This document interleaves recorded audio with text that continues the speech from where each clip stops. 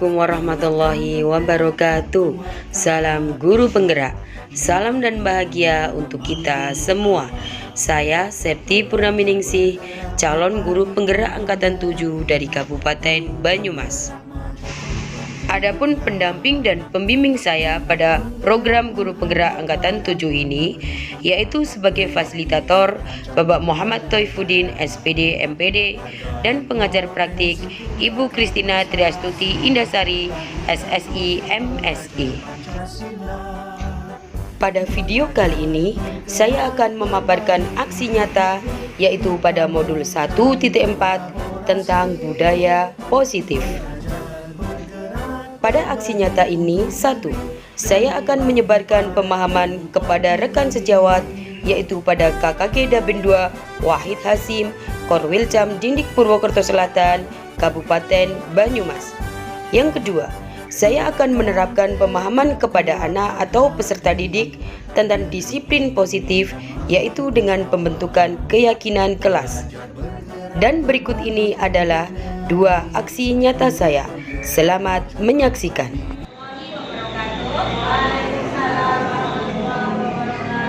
Terima kasih teman-teman. Selamat siang. Mudah-mudahan di siang hari ini masih tetap semangat. Pertama dan utama, marilah kita panjatkan puji syukur kehadirat Allah Subhanahu wa Ta'ala, di mana pada kesempatan hari ini, siang ini, kita masih diberikan kesehatan, kesempatan sehingga kita bisa bertatap muka, diskusi bersama di sini, sharing bersama. Dan kedua, salawat dan salam marilah senantiasa kita aturkan kepada junjungan kita Nabi besar Muhammad Sallallahu Alaihi Wasallam yang senantiasa kita tunggu syafaatnya dan yaumul akhir. Baiklah teman-teman, saya sudah menyampaikan terima kasih banyak. Mohon maaf saya minta waktunya sedikit terkait dengan tugas saya di guru penggerak, ya, karena ini kewajiban saya dan saya sebenarnya terus harus seperti ini, bisa tergerak hati saya, kemudian saya bisa bergerak dan kemudian saya bisa menggerakkan teman-teman semua untuk menuju ke pembelajaran yang sesuai dengan sudah kenal ya Dewan Tolong ya? Sudah tahu ya? Sudah tahu ceritanya ya? Sampai sekarang pun julukannya adalah Bapak Pendidikan Nasional. Mengapa seperti itu?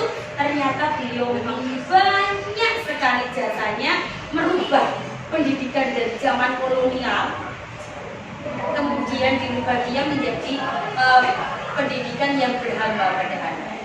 Bayangkan dulu zaman kolonial, mungkin sudah pernah diceritain bapak ibunya, saya pun belum lahir, bagaimana pendidikan zaman kolonial itu.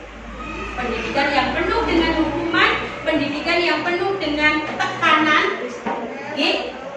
Di situ anak-anak tidak boleh sekolah, yang boleh sekolah hanya orang-orang tertentu, okay? Waktu itu. Dan sekarang kita dibawa ke sini. Ya, dan Dewantara yang membawa kita untuk sampai saat ini yang masih terus diusahakan untuk kita semua pendidikan yang bisa dinikmati oleh semua orang dan pendidikan yang berhamba pada anak didik. Sudah pernah dengar Bu pendidikan berhamba pada anak didik? Belum? Oh belum? Itu adalah materi saya di awal. Jadi saya ulas sedikit. Nah, ini adalah filosofi Ki Hajar Dewantara. Antara lain itu sedikit. Yang paling terkenal filosofinya adalah trilogi pendidikan dengan Susuntulodo, Adil Manunas dan Tuti Adayani. Dan saya yakin teman-teman sudah paham semuanya. Beberapa filosofi Ki Hajar Dewantara. Pernah dengar tabula rasa? Saya sering dengar dan saya tersadar ketika saya belajar di guru penggerak. Ternyata tabula rasa itu tidak tepat loh, bahwa anak terlahir adalah kertas yang kosong. Ya, itu tabula rasa itu dari zaman saya sekolah itu memang saya sudah pedagogik. Pedagogik itu namanya ini tabula rasa. Makanya untuk sekarang ini mungkin tidak tidak ini maksudnya tidak maksudnya Ya, lagi tidak ada teori yang terbaru yang membantahkan teori tersebut bahwa anak terlahir kalau ini terkena tabula rasa anak terlahir itu bagaikan kertas kosong ternyata Kak Yomi ternyata menurut saya tidak. Karena apa? Anak itu terlahir sudah dengan kodratnya sendiri-sendiri. Dia itu sudah membawa kodrat, sudah membawa kemampuan. Anak itu sebenarnya di situ sudah ada tulisan suram yang baik maupun yang jelek. Ketika anak sudah memasuki usia muda, masuk ke sekolah, kewajiban guru yang menebalkan tulisan-tulisan itu. Yang ditebalkan otomatis tulisan yang baik. Itu yang dinamakan budi pekerti. Paham ya? Jadi anak itu saya sepaham, sependapat dengan bahwa anak itu bukan tabula rasa. Karena memang anak itu terlahir sudah dengan kodratnya sendiri. Dia sudah mempunyai catatan-catatan di dalam dirinya. Tinggal kita sebagai ibu, sebagai orang tua, sebagai kakak, sebagai guru menebalkan lagu yang ada di tulisan-tulisan itu. Tentu saja yang ditebalkan yang baik-baik itu, yang jelek ditinggalkan. Itu. Jadi saya sangat sepaham.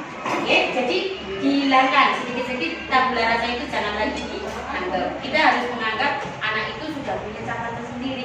Oleh karena itu kita tidak boleh memaksa anak itu, karena dia sudah terlahir dengan kemampuannya sendiri. Jangan dididik kayak zaman kolonial, kamu harus bisa ini, kamu harus bisa itu.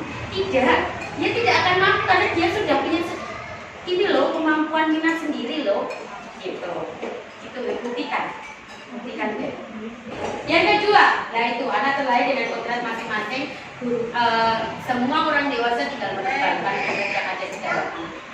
Kemudian, Ki Hajar Dewantara berfilosofi bahwa pendidikan artinya menuntun segala kodrat yang ada pada anak agar tumbuh dan berkembang dengan baik, sehingga mereka dapat mencapai kebahagiaan dan yang setinggi-tingginya, supaya mereka bisa mencapai keselamatan dan kebahagiaan yang setinggi-tingginya. Jadi tujuan pendidikan yang selanjutnya itu mengantarkan bocah selamat dan bahagia. Kita hanya menuntun, Bu. Kita hanya fasilitator di dalam kelas itu. Tidak bisa, makanya saya tidak habis pikir ketika ada guru yang misalnya 4 kegiatan atau 3 kegiatan. Kamu sini. No. Kasihan anak. Itu yang muncul justru dia tidak akan nyaman di belajar, tapi akan tertekan. Dan dia tidak bisa mengembangkan karena dia potensinya nggak di situ kok. Saya nggak minat kok, mau apapun yang nggak bisa berkembang. Gitu Jadi ingat Bu, kita hanya fasilitator yang mendukung anak dalam belajar. Baik, terutama mendukung psikologinya. Terutama mendukung psikologinya untuk anak bisa nyaman. Sesudah itu kita harus mendukung segala keperluan di dia. Apa yang kamu butuhkan? Oh, anak ini potensinya sini, berarti kita siapkan ini. Memang berat, tapi kalau sudah terbiasa seperti itu akan terasa ringan. Saya sekarang lagi berusaha mengumpulkan media-media yang saya punya. Saya sudah akan mulai pakai pusat. Saya tinggalkan yang saya kumpulkan sebanyak-banyak. Itu untuk memerdekakan anak dalam belajar, supaya pembelajaran itu berharga. Pokoknya di kelas anak nomor 1, mau nakal, mau belum, mau apa pokok nomor 1. Jangan dulu mungkin gurunya yang sebagai center, yang sebagai pusat. Sumber belajarnya hanya dari guru,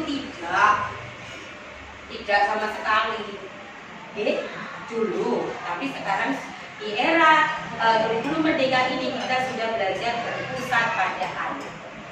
Anak adalah tuan yang harus kita layani di dalam kelas. Kita melayani anak-anak. Kita hanya sebagai fasilitator. Apapun kondisinya, ketika kita sudah masuk kelas, anak adalah nomor 1. Anak kamu, anak sudah terkondisikan, ketika anak sudah nyampe. Ya ini penting Bu, bahwa pendidikan itu harus sesuai dengan kodrat alam dan kodrat zaman. Maknanya apa? kodrat alam bahwa anak itu terlahir di daerah itu alamnya dia. Jangan sampai dia tertinggal dengan alamnya dia. Kaitannya dengan budaya yang ada di sini, adat istiadat yang ada di sini. Ya, jadi sesuaikan dengan kodrat alamnya anak. Gitu. Dan kodrat zaman, maknanya apa? Didiklah anak sesuai dengan zamannya. Itu menurut siapa ya? Nah itu ternyata benar, Mbak. Di ajar Jawa Barat pun ternyata juga begitu. Maknanya apa? Anak sekarang kan zaman milenial. Jangan dididik kayak zaman dulu yang belum mengenal HP. Ya, jadi boleh saja pembelajaran itu menggunakan HP, boleh Bu. Kan ada edukasinya. Ya, dengan itu kita kesempatan untuk mengedukasi anak bahwa HP itu harus penting. Kita harus wajib belajar pakai LCD supaya anak kenal dengan zamannya sekarang. Ya. Jadi kita sebagai guru itu sesuai dengan zamannya ya zaman sekarang, tapi dikasih pembiasaannya yang baik-baik, zaman yang misalnya yang nonton TV boleh tapi ada aturan mainnya, gitu. Main HP boleh tapi ada aturan mainnya, karena dia kalau tidak seperti itu akan tertinggal. Oke, zaman dulu tidak boleh pegang HP ya jangan dulu tidak boleh pegang laptop ya jangan, karena itu zamannya sekarang. Nanti dia akan tertinggal ketika dia berada di sosial, di lingkungan sosialnya dia. Masa minder kan kalau kayak gini. Jadi perlu juga dipilah anak sesuai dengan zamannya. Nah ini yang terakhir berpihak pada anak. Bahwa pendidikan itu berpihak pada anak. Kayak tadi, guru hanya sebagai fasilitator. Anak adalah tuan yang harus dilayani di dalam kelas.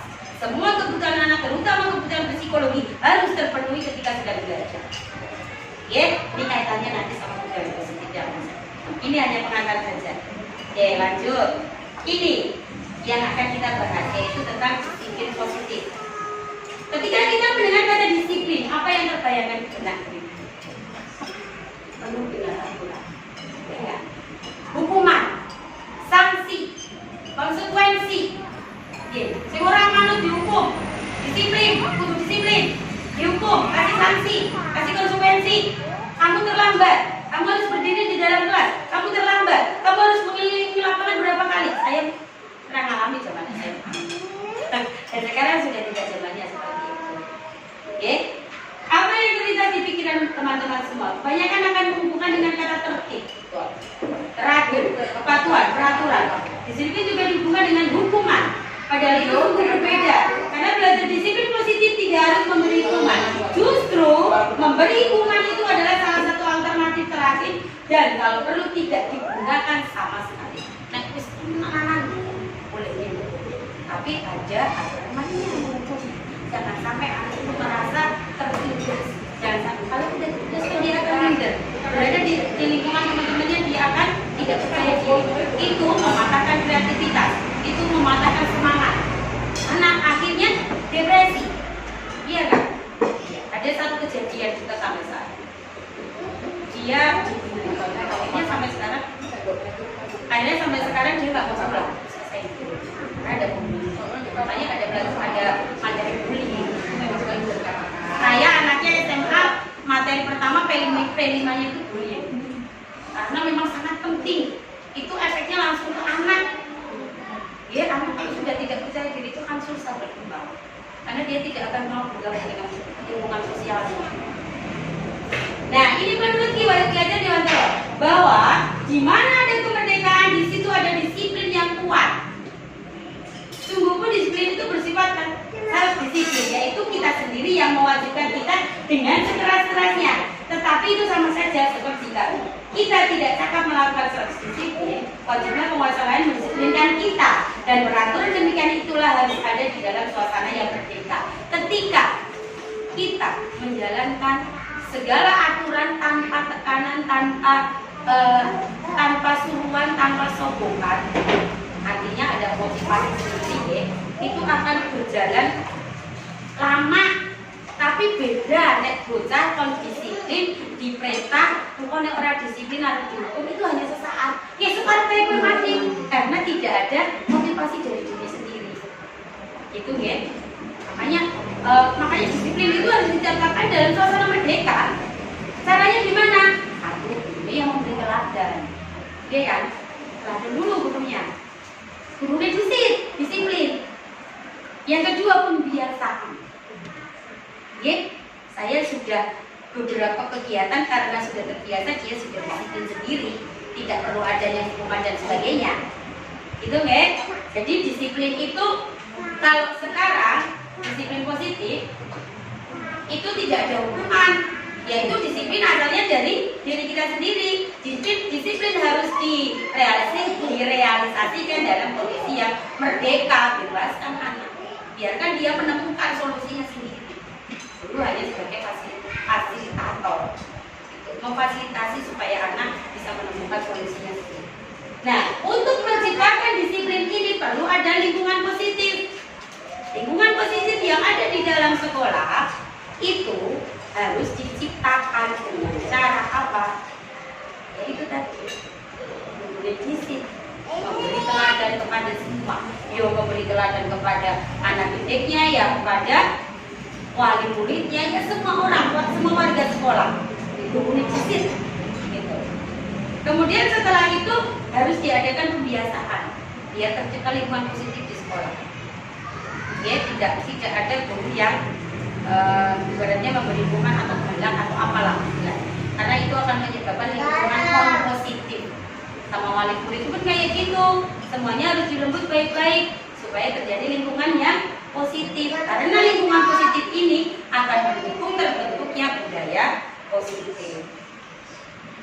Lagi. Nah, dari disiplin positif itu beberapa konsep inti. Jangan mungkin baru kenal istilah ini. Disiplin positif, sudah mungkin di IPM kan lupa. Teori kontrol, teori motivasi, hukuman dan penghargaan, posisi kontrol guru, kebutuhan dasar manusia, keyakinan kelas, dan segitiga restitusi. Mungkin ada yang paham dari itu?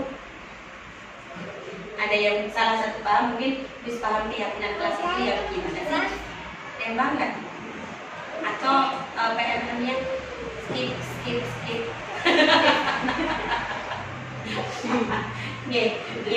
Kalau disiplin positif, mari kita bahas satu-satu. Sedikit. Nah, disiplin positif adalah pendekatan untuk menuntun kodrat anak agar berdaya dalam mengontrol diri dan menguasai diri untuk memiliki tindakan yang mengacu pada nilai-nilai kebajikan. Disiplin positif merupakan satu penerapan disiplin yang bertujuan untuk menumbuhkan kesadaran serta memberdayakan anak untuk melakukan suatu tanpa sogokan, tanpa ancaman maupun hukuman. Disiplin positif menjadi komponen utama dalam mewujudkan budaya positif. Untuk supaya anak itu melakukan nilai-nilai kebajikan. Nilai-nilai kebajikan itu apa? Hal-hal positif, karakter-karakter positif yang ada pada diri seseorang. Misalnya, apa? Percaya diri, sabar, disiplin itu sendiri. Nilai-nilai kebajikan apapun. Kemudian menghormati, menghargai, taat, apalagi ya. Pokoknya sikap-sikap positif atau tindakan-tindakan atau karakter-karakter positif yang ada pada diri seseorang. Semuanya yang baik-baik lah. Itu namanya nilai kebajikan. Kemudian disiplin positif itu ketika anak sudah mempunyai disiplin positif, maka akan tercipta di lingkungan itu budaya positif. Satu anak saja, misalnya satu anak saja, ketika datang ke sekolah, salim sama ayah ibu, disebut dulu, dia tertib sekali, disebut dulu, kemudian setelah disambut dulu, kemudian dia masuk kelas tanpa absen. Setelah itu main, itu sudah pembiasaan yang bagus. Karena tidak nolong saja, anak guru dilewat saja itu. Teman yang lain akan lihat, itu bisa buat contoh masih. Nah, ini pintar nih. Apa yang kamu lihat tadi dari Mas Gandhi misalnya? Jadi Mas Gandhi saling sama, bagus nggak? Bagus dong. Nah, ini harus dibiasakan setiap hari ya kayak gitulah.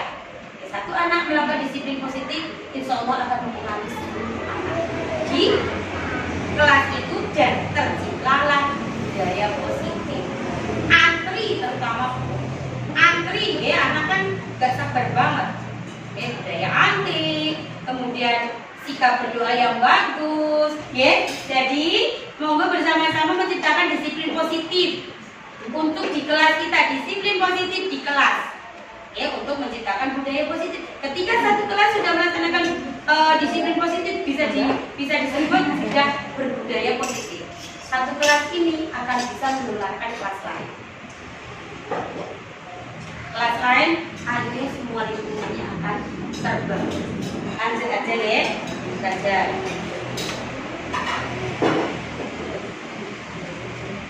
Nah, ini Bu yang saya bilang tadi, ilusi orang, ilusi guru. Itu hanya ilusi ya. Tidak nyata, senyatanya tidak begitu. Ilusi guru mengontrol murid. Pada dasarnya kita dapat memaksa murid untuk berbuat. Dasarnya bisa kita memaksa murid untuk berbuat jikalau murid tersebut memilih untuk tidak melakukan. Padahal ada lebih kosong berbuat. Walaupun namanya guru sedang mengontrol perilaku murid, walaupun kita sedang mengontrol di kantor sini, hal demikian terjadi karena murid sedang mengizinkan dirinya berkontrol, gelem melakoni. Tapi yang sejatinya bahwa bentuk kontrol guru menjadi kebudayaan yang dipilih murid. Teori kontrol menyatakan bahwa semua perilaku memiliki tujuan, bahkan sesuatu perilaku yang tidak sesuai. Jadi ketika kita, misalnya kamu ini, pegang ya, misalnya ya, sini pulpennya buat aku. Dia tuh punya apa maksudnya, keyakinan diri. Aku ya nggak mau. Tapi kita berusaha. Ayo buka tanganmu. Ayo nanti tak kasih uang. Ayo mau nggak? Tapi dia bisa menolak saja. Dia punya kontrol diri. Tapi ketika dia menaikkan, berarti dia sedang memperbolehkan kontrol dirinya. Gitu loh.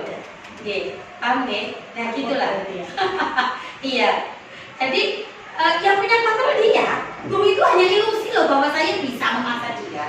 Kalau dia mengasih pulpen ini, berarti dia mengizinkan kontrol dirinya. Padahal dia sejarahnya tidak begitu. Memaksa nggak bagus. Itu nggak? Paham nggak? Nah dari situ bayangkan, jenengan di sekolah di kelas maksa bocah, sebenarnya dia tidak begitu. Tapi kata-kata yang tertekan, nggak bisa garap, aduh, ya Allah. Kadang-kadang ada anak yang berpek ya, saya harus selesai gitu. Tapi nyatanya dia nggak selesai. Ya itulah Bu, saya kadang-kadang miris ya. Ilusi bahwa semua penguatan positif efektif dan bermanfaat. Dan ini nanti saya kasih filenya deh, ya, bisa dipahami semuanya. Ya bahwa itu hanya ilusi.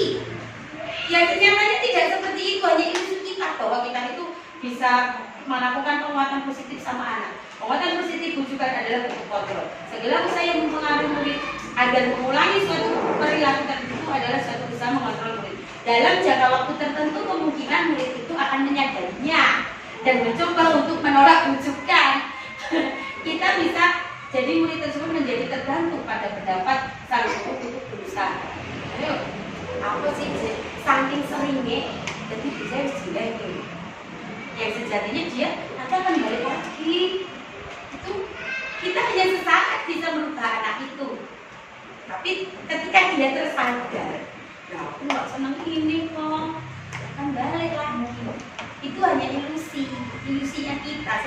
Sesungguhnya kita tidak bisa menguasai apapun. Makanya kita tebalkan laku yang baik. Dari segala sama yang jelek itu tinggalkan, tebalkan yang baik. Ilusi bahwa kritik dan membuat orang merasa bersalah dan dapat menguatkan karakter. Menggunakan kritik dan rasa bersalah untuk mengontrol murid menuju pada identitas gagal. Justru kalau kita itu mengkritik, ini kamu salah. Ini akan menggagalkan identitasnya. Maksudnya dia akan merasa, oh aku salah ya. Dia akan merasa tidak percaya diri. Dia akan merasa sedih. Gimana sih rasanya membuat anak seperti itu? Nah aku lah, nggak bisa. Saya di awal saja itu pasti hari ini kita harus bahagia, supaya resapan itu juga berubah. Mereka belajar untuk merasa buruk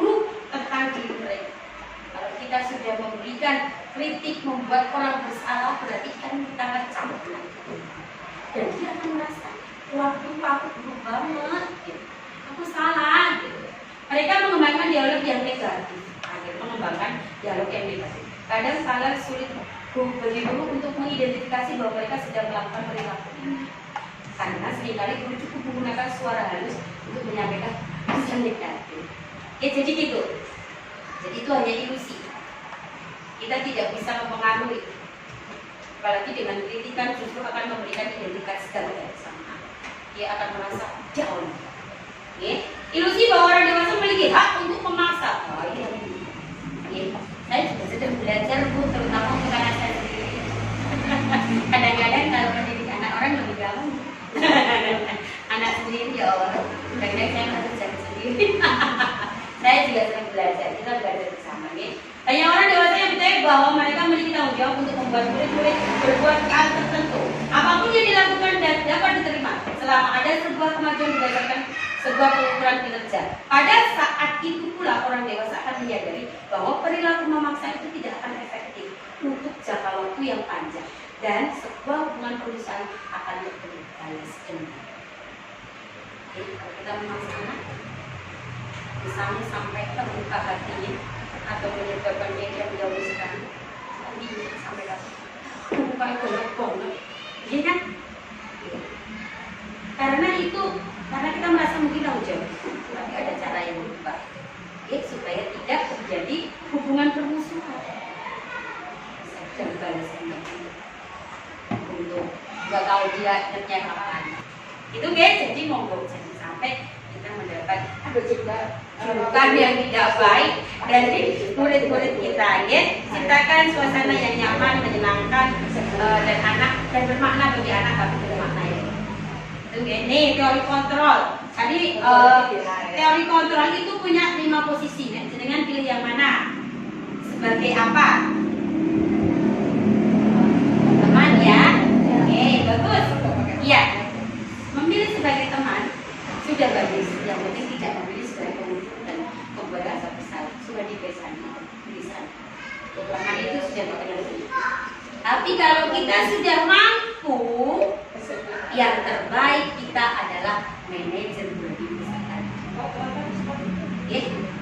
Tidak akan berbuat salah. Tidak sebagai penghukum, tidak sebagai pemberat kedua, tidak sebagai teman, tidak sebagai partner dan hukum. Tapi 3 di bawah itu bisa berkolaborasi. Awalnya sebagai teman, kemudian memantau, kemudian yang terakhir kali ini manajer. Manajer ini sudah hatinya sudah baik banget. Karena tidak pernah marah sama sekali. Posisi mentor di mana guru kembali bersama dengan mempersilahkan murid untuk mempertanggungjawabkan perilakunya, mendukung murid agar dapat menemukan solusinya sendiri. Kita hanya mengantarkan. Silahkan cari solusimu sendiri. Ini nanti menuju ke garis lurus. Ada SMP mungkin ada pakai sepatu hitam di kon lain itu pembuku. Tidak ada. Jelas masih ada. Ya, SMP, SMA, SD bahkan ada. Sudah tidak mengenal hukum membuat bersalah, yang ada teman memantau dan manajer. Dan kalau bisa, kita harus berupaya menjadi seorang manajer. Ya, itu karantina di disiplin masing-masing. Manajer untuk anak, kita yang mengantarkan anak untuk mencari solusinya sendiri, tapi kita beriringan sama dia. Nanti ada solusi garis besar.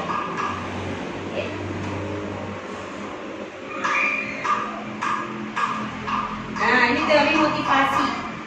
Teori motivasi itu ada 3. Motivasi ketika kita berbuat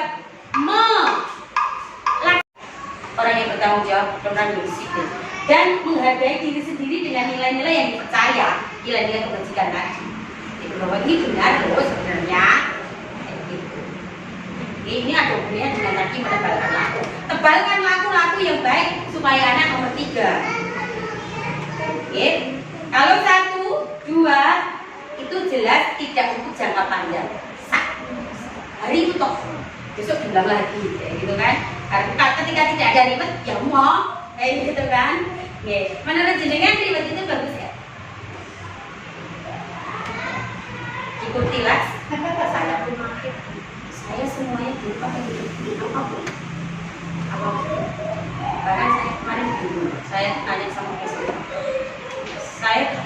kolaborasi itu instruksi dari orang Jawa saya bilang bahwa kebiasaan buruk yang harus kita tinggalkan adalah mandiri. Nah, untuk jenjang TK semuanya selalu dengan diri. Gimana? Ini bagaimana Pak? Apa ya gitu? Bagaimana lah? Iya Bu Seti. Saya ini juga dilema. Jadi Bu Seti sekarang gini, jangan ribut lagi, ganti dengan apresiasi. Ya, jadi kalau ribet itu kan kita pasti ribetnya berupa benda ya. Nanti dapat apa? Bintang. Nah, berubah gitu loh, berwujud gitu ya. Tapi diganti dengan apresiasi. Apa Bu apresiasi itu? Iya, betul. Tepuk dari gitu misalnya. Kayak gitu. Atau tepuk jempol untuk anak ini toh, itu apresiasi gitu loh. Karena ribet itu ternyata belakangnya tidak bagus. Itu hanya sesaat untuk disini, nggak usah jangka panjang. Ya, jadi ya gitu. Ternyata ribet itu tidak boleh dibiasakan dalam sebelum merdeka. Jadi sedikit mari kita hilangnya. Oke? Apalagi dari siapa untuk bintang? Itu ya mungkin dia di sekolah baik, tidak jadi di luar nggak tahu. Karena di sekolah gitu ya. Jadi ciptakan dulu. Ada pamrihnya. Iya, ada pamrihnya, betul. Ciptakan yang ketiga. Dia itu jadi keluarga diri sendiri, kalau dia kalau ini hal baik. Jadi kadang-kadang kan banyak faktor ya. Jadi yang nomor 1 dan 2. Nah, yang 1, 2 itu namanya motivasi eksternal, tidak dari dalam sini. Yang kita bangun untuk anak-anak harus motivasi internal, bahwa dia melakukan segala yang baik itu dari dalam diri sendiri, tidak ada iming-iming, tidak ada ketakutan dan sebagainya, tidak takut hukuman maksudnya.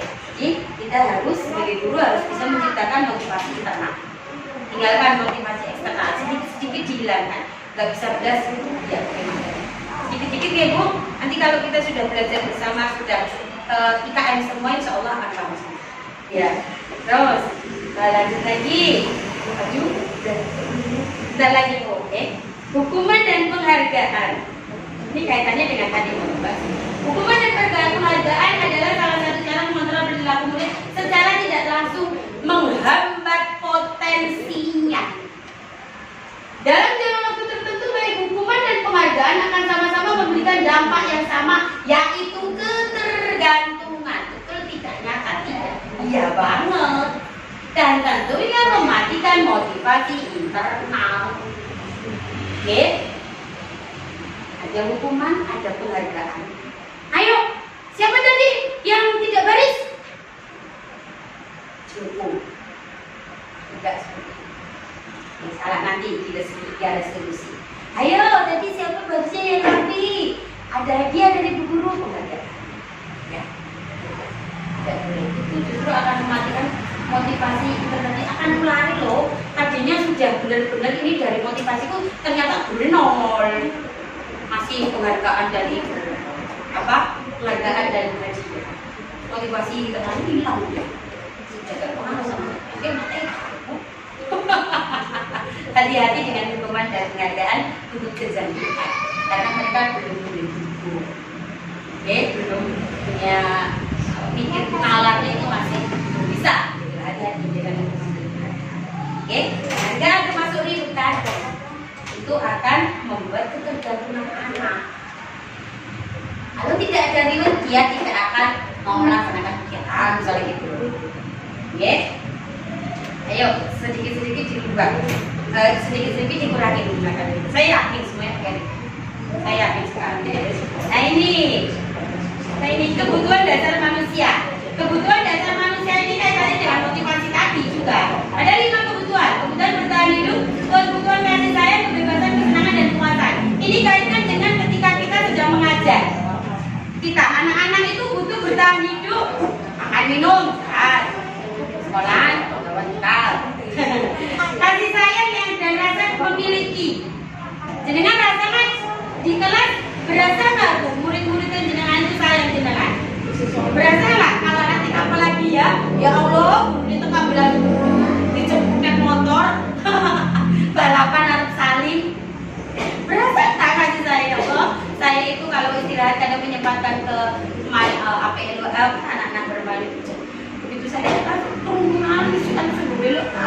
ra karu-karuan nasi kamu bikin tabel bocah. Maksud saya itu. Saya merasakan sekali kenapa mereka bisa selengket bersama kita. Tidak lain dan tidak lain. Saya terjadi kalau misalnya asalnya dari hati nggak? Iya ya. Biasanya dari hati ya. Jangan ada embel-embel yang lain. Dan saya biasanya tidak dari biar saya tidak terpaksa. Biar saya saya ngajar mau bilang ke situ orang kayaknya belum di awalnya baru itu seorang. Karena memang saya mengajar itu loyal, saya tidak sanggup dengan itu. Saya bikin ya, tapi saya memberi beberapa tidak pas dengan RPP. Walaupun sudah saya diri ke situ, tapi anak kan minatnya beda-beda, Itu, susah kayak gitu. Harus butuh kreativitas yang tinggi, makanya dituntut kurikulum merdeka ini guru harus kritis dan kreatif, temporal, karena apa kurikulum merdeka kan profit, ya kan? Kita nggak kritis menangani anak, banyak belajar jadi. Ya kebutuhan kesenangan kebebasan. Anak setiap anak pengen bebas, pengen senang, pengen penguasaan. Tuh diperhatikan ketika kita sedang mengajar kebutuhan itu. Kasihkan semua ke anak. Insya Allah pembelajaran kita akan berbisa. Di latihan ibu saya juga sedang latihan. Nah ini keyakinan kelas kaitannya dengan kita belajar. Dulu di kelas-kelas itu ada tulisan peraturan kelas, tata tertib kelas. Iya hal-hal yang seperti itu loh. Masih lihat di kelas yang anak saya jadi juga masih ada peraturan kelas itu kayak gitu. Iya, itu kalau peraturan itu kan tadi kalau kita langsung gitu kan berarti ada konsekuensi kayak gitu ya. Jadi sekarang istilahnya adalah keyakinan kelas. Keyakinan kelas ini ojo guru netok sing gawe. Kita bikin bersama-sama di kelas. Saya kemarin di video karena ini tekan tugas saya di video sama Kak Siva buat keyakinan kelas. Kalau anak TK kan dari sadar tulis ya, jadinya ngomong, ayo teman kita mulai hari ini masuk semester 2 supaya kelas kita terlihat tertib, rapi, indah, tidak kotor. Kita bikin keyakinan kelas ya. Tahu nggak keyakinan kelas? Apa sih Bu Guru? Keyakinan kelas adalah hal-hal yang baik yang akan bisa dilaksanakan kita semua. Nah, mau tidak mau cara dewek baik sih pintar, tapi langsung nyambung. Ayo siapa yang mau mengusulkan? Kita di dalam kelas harus gimana? Bagaimana? Tidak boleh mainan sendiri Bu. Ada lagi. Tidak boleh tidur Bu. Itu jadi kayak anak dewek Bu. Saya nggak marahin. Tidak boleh makan kan dia tahu Bu. Berarti dia tahu yang baik kan. Terus kalau mau pipis izin Bu. Jadi itu saya nggak marahin, tanya Kak semua. Nggak marahin sama sekali. Keluar dari diri sendiri. Kritis kan anak sekarang. Apalagi ya Kak ya. Tidak boleh makan, tidak boleh harus izin. Apa ya? Oh, merapikan. Habis mainan dibereskan Bu. Tapi keyakinan kelas itu, keyakinan kelas adalah kesepakatan yang terbentuk dari musyawarah seluruh warga di dalam kelas yang difasilitasi oleh guru dan merupakan nilai-nilai kebajikan yang diyakini oleh warga kelas untuk menumbuhkan motivasi internal. Oke, supaya anak-anak itu motivasinya tidak dari teman dan dari empati dengan kebiasaan mematuhi keyakinan kelas tadi dan sendiri ya motivasi internal. Ya, tapi kalau di anak SMP SMA mungkin suruh nulis ya Bu, dikasih kertas nanti ditempelin yang papan tulis terus dibacakan gitu ya kata mereka aja bisa. Tapi kalau TK kan enggak begitu, nanti gurunya yang nulis Bu biar mereka juga mengira-ngira itu apa ya bacanya. Nah setelah itu bikin keyakinan kelas itu tidak dengan kata-kata yang negatif. Tidak makan, tidak baik itu, tidak tidur. Jadi misalnya tidak kelas,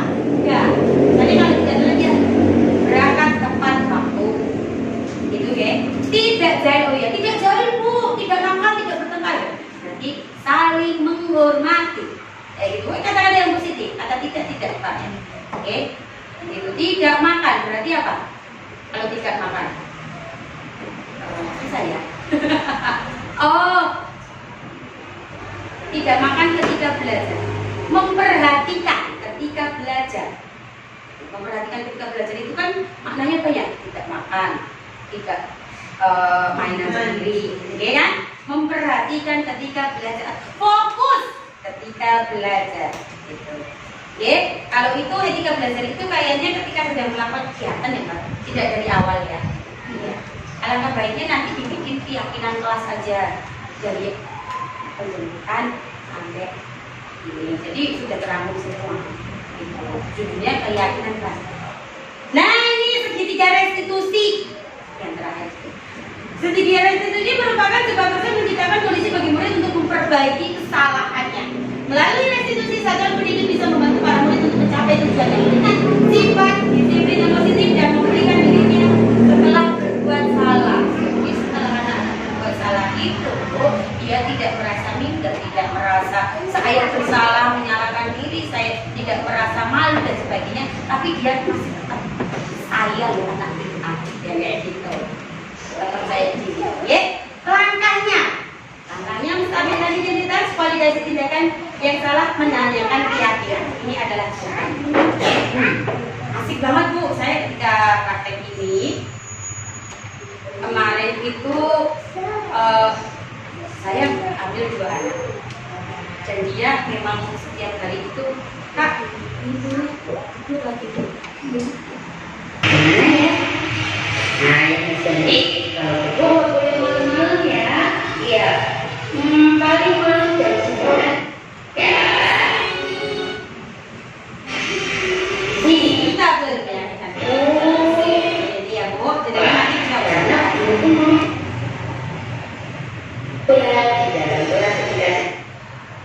Ini anak dulu mainan lagi belajar. Ini. Mas Azan tahu nggak? Kok disuruh duduk di sini sama guru kan nggak ada? Nggak tahu. Mas Azan duduk di sini sama guru tapi guru lihat soalnya pas lagi teman-teman belajar di kelas, guru kan tadi lagi keluar ya sebentar. Kalau lagi keluar Mas Azan ambil bola mainan sendiri ya di dalam bola. Iya, belajar ya. Padahal waktunya lagi belajar. Iya, bermain bola di dalam kelas.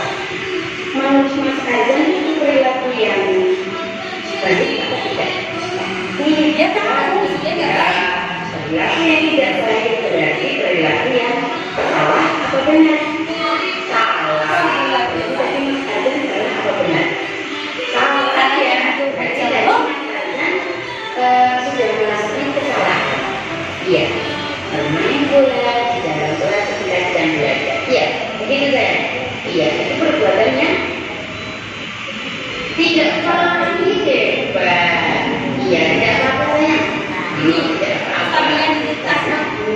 Pernah kayak gitu. Guru itu dulu juga pas lagi belajar pernah melakukan kesalahan seperti yang kamu.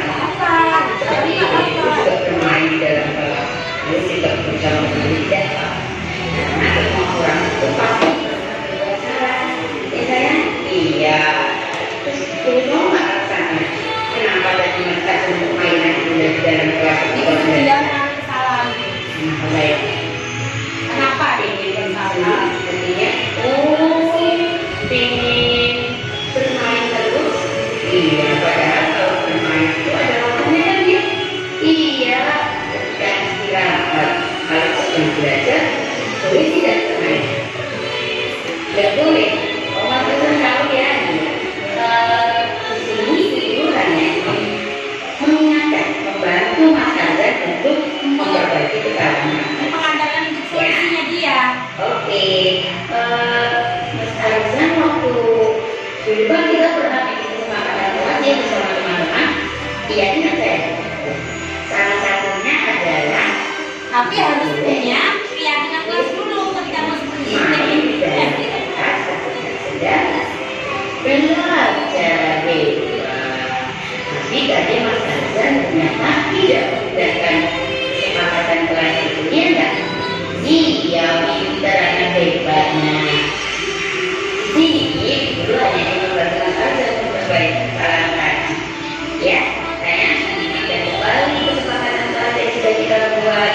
bahwa kalau di dalam kelas itu tidak boleh bermain sendiri, sudah kita sedang belajar. Makanya nanti tidak tahu kalau kita main Sampaikan tujuannya. ya kan? Dua, dan teman-temannya tadi menendang bola, tapi temannya ingin juga bisa melibatkan teman-teman untuk mainan bola juga. Ya sayang, jadi perbuatannya mau diulangi nggak sayang?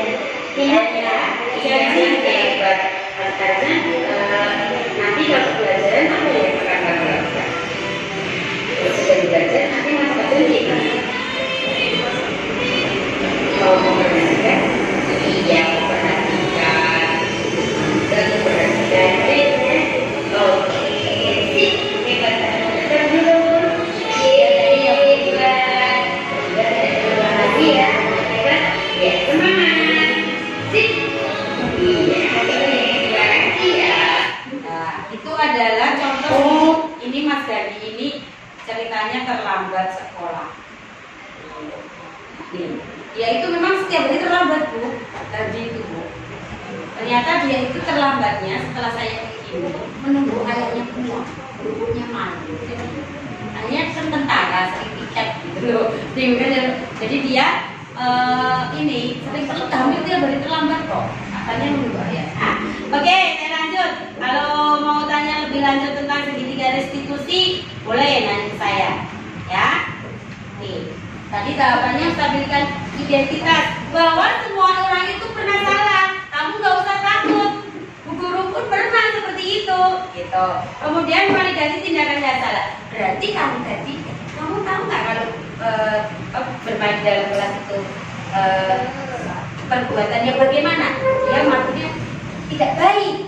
Tahu memvalid bahwa dia melakukan kesalahan. Kemudian menanyakan keyakinan. Apa yang sudah kita sepakati bersama dulu. Terus, kamu mau diperbaiki nggak? Janji. Gitu nggih. Jadi hukuman sudah tidak berlaku. Lakukan segitiga restitusi. Gitu. Oke. Sudah selesai teman-teman. Alhamdulillah. Terima kasih banyak. Barangkali ada yang ditanyakan teman-teman. Kasih yang deh. Nanti boleh lebih lanjut PA atau naik di luar itu misalnya saya punya kayaknya kerja itu nggak mampu. Oh iya, ya Bu Julia udah pernah bikin keyakinan kelas? Belum, coba bikin keyakinan kelas. Dan itu bagus sekali efeknya. Oke, memang itu kehendaknya semua anak mungkin seperti itu. Iya betul. Satu bikin keyakinan kelas dan yang kedua itu kegiatannya sama atau ada beberapa kegiatan yang disediakan di kuliah sama berarti mungkin ya masalah yang ini maksudnya ini kan ada pilih salah satu kegiatan berarti kegiatannya pilih satu ya iya misalnya nggak bisa tidak apa kalau pas kebanyakan dulu tapi yang saya sempat yang di guru kegiatan iya boleh Bu tergantung tapi yang anak misalnya ambil salah satu aja boleh. Boleh. Nggak usah dipaksa. Ya, Bu. Tidak perlu tuntas di 4 kegiatan. Syukur tuntas berarti. Iya. Enggak apa-apa, syukur tuntas. Tapi misalnya anak ketika sudah bosan gimana sih? Kamu maksa jatuhnya. Enggak nyerap malahan. Iya. Oke, ketika anak saya tadi budaya alihkan kegiatan yang lain. Misalnya kegiatan punya baru, guru punya baru, pasti dia harus atau apapun yang dia bilang. Gurunya benar lagi. Ya berarti harus berbagi. Ada aturan mainnya lagi. Oh itu fasilitator mendukung apapun. Tidak apa-apa. Jangan terpaku dengan oke, kadang-kadang takut kudu efek rambut. Kecuali kalau jaganya akhir kewajiban kita merencanakan pembelajaran adalah wajib. Karena untuk yang tadi, ya. Tapi iya kan Mbak. Guru tugasnya buat RPPH yang mau dibelajarkan rencana. Tapi ketika di dalam kelas anak sudah berubah. Sudah tidak menginginkan itu kan insidensial. Mulai bisa membawa ke tema apa? Apapun bisa balik membawa ke tema referensi. Balik apa jenenge jepitan baju dibawa ke tema rekreasi. Iya kan? Oke, kalau kita memang mau seperti itu, gitu ya. Jadi Budira alihkan ke kegiatan lain. Berarti dia itu sudah bos. Dia jadi kurang Toh, misalnya masa sih. ada supervisi yang penilaiannya ditanyakan, kita bisa cerita. Jadi kok anaknya nggak ada nilainya? Ya dinilai dari kegiatan itu. Misalnya kan motorik kan bisa aja dinilai dari kegiatan itu, bukan yang kegiatan disiapkan, ya kan? Kan di situ bunyinya tidak per kegiatan, tapi aspek perkembangannya, kognitifnya BSB itu kok. Ya, jadi semua kegiatan itu makanya harus ada unsur 6 aspek itu. Oke, nah, kognitif motorik, kognitif, sistem, seni, bahasa. Tuh, semua kegiatan harus ada unsur itu. Oke, jadi bisa aja ya, tidak pinter-pinter gurunya.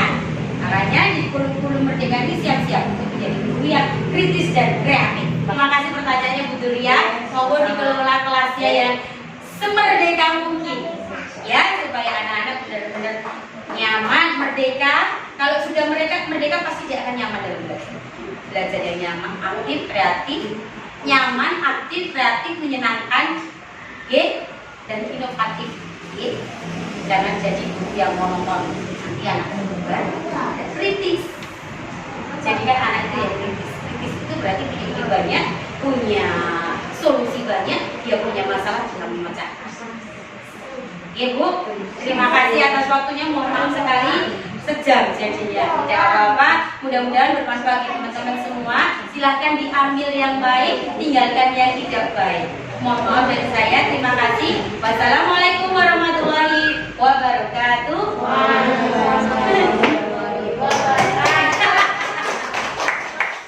Terima kasih. Ayo semangat belajar bergerak. Dan selanjutnya, berikut ini adalah penerapan pemahaman budaya positif kepada anak atau peserta didik, yaitu dengan pembentukan keyakinan kelas. Dan berikut ini adalah proses pembentukan keyakinan kelas. Selamat menyaksikan.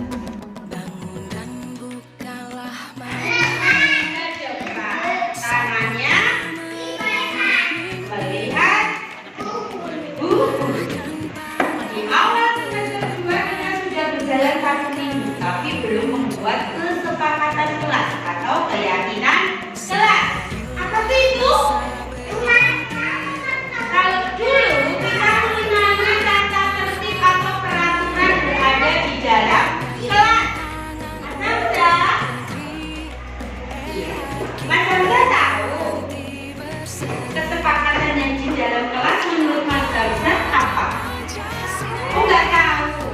Barangkali dari anak-anak usul, Bu Guru, usul Bu Guru. Kalau di dalam kelas tidak apa? Oh, boleh main. Apa pendapat? Tidak boleh main. Baik, ditulis Bu Guru di sini. Kita sedang membuat kesepakatan kelas. Ketika berada di dalam kelas, anak-anak harus disiplin sesuai dengan keyakinan yang sudah kita sepakati. Sepakat dulu. Kata Mas Ahmad tadi, nomor 1 tidak boleh main. Guru tulis di sini ya. Tidak main. Ketika apa? Betul, tidak main sendiri ketika belajar. Ya, boleh. Yang kedua ada usul.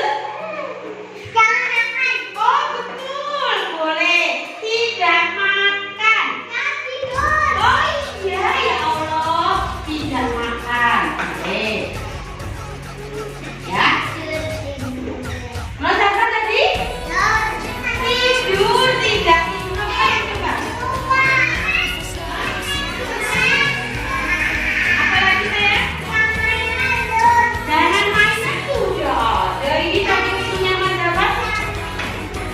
Oh, tidak main ketika belajar, tidak makan ketika belajar, tidak tidur ketika belajar, apalagi tidak boleh jahit. Oh, tidak jahit. Ya boleh tetapi tidak jahit. Masya Allah. Jahit. Apa lagi?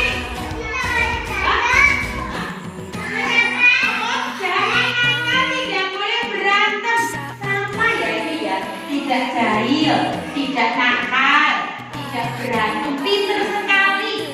Apalagi ya? Apalagi ya?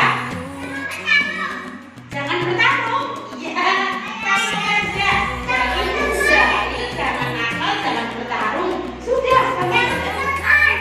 Jangan bertengkar sama saja. Nah ini sudah jangan main. Ini yang oh, jika keluar kelas minta izin, mungkin begitu. Iya, minta izin keluar kelas. Ya, Peter. Minta izin keluar kelas. Oh, jangan bawa HP, Peter. Tidak bawa HP. Ayo, apa lagi?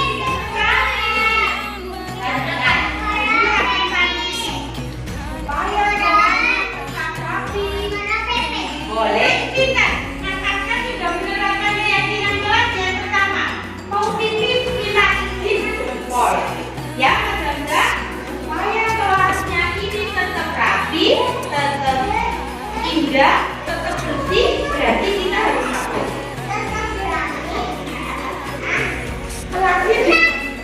Kelasnya diapain supaya tetap rapi, indah, bersih, ha? Menjaga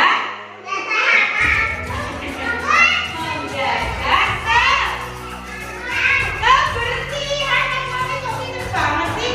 Menjaga kebersihan kelas. Menjaga kebersihan kelas. Terus supaya bersih berarti anak-anak gimana? Apa? Supaya kelasnya tetap bersih berarti kamu harus bagaimana? Membuang gimana? Iya, membuang sampah di tempat sampah pada tempatnya. Membuang sampah pada tempatnya. Ya. Iya. Ya, coba kita baca satu-satu ya. Yuk. Yuk. Ya, lihat di sini semuanya nggak hilang. Kita sudah mendengar usulan dari teman-teman semuanya. Kesepakatan kelas yang didapat satu. Lihat ini, menjaga kebersihan kelas dengan tidak membuang sampah sembarangan. Ingat. Yang kedua, minta izin ketika keluar kelas. Yang ketiga, tidak main sendiri ketika belajar. Yang keempat, tidak makan ketika belajar. Yang kelima, tidak tidur ketika belajar. Kejadian, ya? Iya. Lalu apa lagi? Tidak jahil, tidak nakal, tidak bertengkar, tidak apa? Ini sama dengan saling menghargai, saling menyayangi, saling menghormati di dalam kelas. Ya. Yuk, sekarang kita ulangi. Ikutin Bu Guru. Keyakinan kelas A. Yuk. Keyakinan. Coba, mejanya siapa yang pintar? Mejanya Mas Kolik malah sibuk sendiri. Mejanya Mbak Umaira baru berdua ya. Jadi juara Umaira. Coba Bu Guru mau lihat mejanya siapa yang suaranya paling keras? Yuk, pintar. Yuk, keyakinan kelas A. Satu. Menjaga kebersihan kelas. Dua. Bisa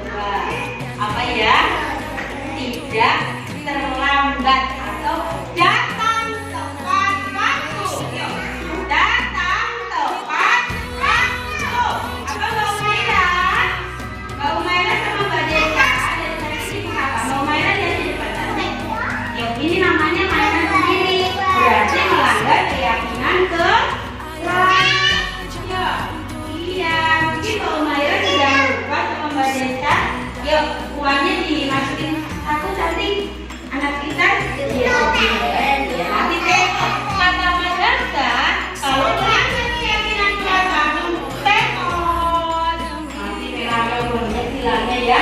Gimana ya? Iya. Nanti aturan manualnya akan tulis ditempelkan. Ya. Satu. Saling berjaring menyayangi. Apalagi menghargai, menyayangi, menghormati dan bekerja sama dengan teman. 2. Datang tepat waktu. Tidak telat ya. 3. Ketika belajar disiplin dalam arti tidak makan, tidak makan, tidak minum dan tidak mandi. Boleh minum tapi minta izin. Apalagi win-win. Menjaga kebersihan dan kerapian kelas dengan membuang sampah pada tempatnya. Tidak membawa abu. Ya. Ya, apalagi tadi? Keluar jika izin, jika mau keluar. Nanti akan bertemu. Ya, termasuk mencoret-coret tembok, mencoret meja dan kursi itu menjaga kebersihan. Oh iya, lupa mengembalikan mainan setelah mainan supaya kelasnya rapi. Ya, nanti akan berburu bikin. Anak-anak nanti sambil belajar membaca. Sepakat ya? Sepakat? Sepakat ini semua. Sepakat ya? Sepakat ya? Sepakat semuanya ya? Semangat untuk taat peraturan ya? Dengan keyakinan kelas yang sudah kita sepakati bersama. Berlaku mulai besok hari Senin. Guru akan ingatkan setiap pagi apa keyakinan kelas yang kita sudah sepakati supaya anak-anak tadi belajarnya tertib. Kalau belajarnya tertib, nanti ilmunya bukan terserap di otak, jadinya pintar. Jadi anak anak bodoh apa pintar? Anak pintar pasti hebat. Kalau hebat pasti nanti cita-citanya tercapai. Ya, iya. Kamu anak hebat. Aku. Kamu anak hebat. Kita semua anak hebat. Hebat, hebat, hebat, hebat. Ya, semangat mematuhi keyakinan kelas. Janji ya. Janji ya.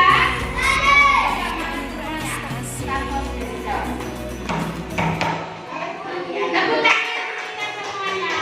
Setiap pagi Bu Guru akan ingatkan ke kalian semua untuk menaati keyakinan kelas yang sudah disepakati. Oke. Kita belajar Pancasila, kita bernafas dalam sila-silanya.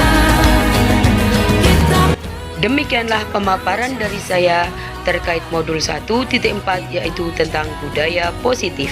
Sekian dan terima kasih. Salam guru penggerak. Wassalamualaikum warahmatullahi wabarakatuh.